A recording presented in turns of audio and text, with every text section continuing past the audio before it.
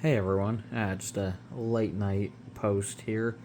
I went to the coin show today, and here's just a good chunk of stuff that I got. I'm sitting on my living room floor trying not to be too loud. So this is pretty cool. This is a Lady Liberty Centennial for the Statue of Liberty. So you have a French piece there, almost a full ounce on that. And then you have the Statue of Liberty commemorative silver dollar, graded by NGC. Then I bought two books, the colonial coinage of the Virgin U.S. Virgin Islands. So that surprisingly is about a $25 book, vintage. Another vintage one, foreign coins struck at the United States Mints. So this one, sold listings on eBay is around 25. There's only two listed right now, and they're, I think, both over $100, which I think is crazy. And then I bought this. This is another vintage, an illustrated history of U.S. commemorative coinage. Now this is all the old commemorative halves, and since I've been obsessed with collecting those lately, I figured this would be a fun little reference book for my personal collection and for the shop. Then I bought this old green holder Morgan. Now, nothing's too special about it, but normal ones look like this, and notice the ring around the coin. I saw this and it caught my eye. Now that'll go in my personal collection. I don't know what caused that green. I've never seen it before, but that is very cool. Then I bought some more expensive not geld. I'll do a separate video on not geld currency, but normally they're paper. These ones are made out of silk. It's hard to see it probably, but I personally love some not geld currency. Those are very expensive. Then I bought just a U.S. Innovation $1 Dansko album, because why not start collecting those? Because not everything I bought at the show was for the shop.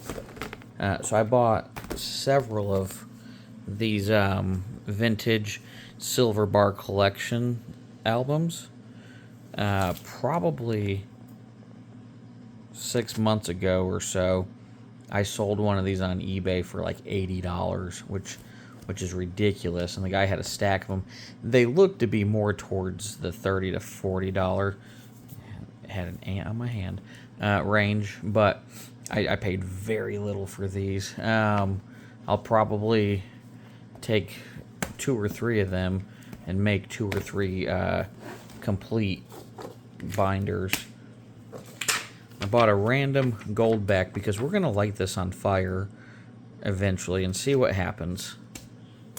And then I bought some copper, just a little Lego piece and a gun. But then I also bought more copper rounds. We have the 250th anniversary Colt 45,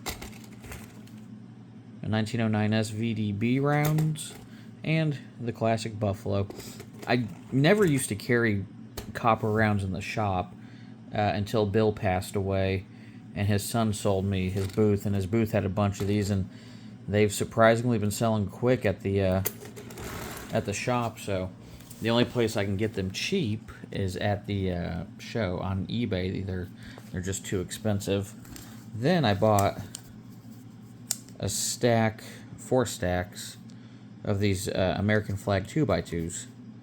So those are pretty cool. I'll use these probably sparingly at the shop. Put a little bit nicer stuff in it. Believe it or not, the holder allows you to charge a little bit extra. And then the last thing I bought during the show was what? 10, 20, 30, 40, 50. And then I think there's 61 face.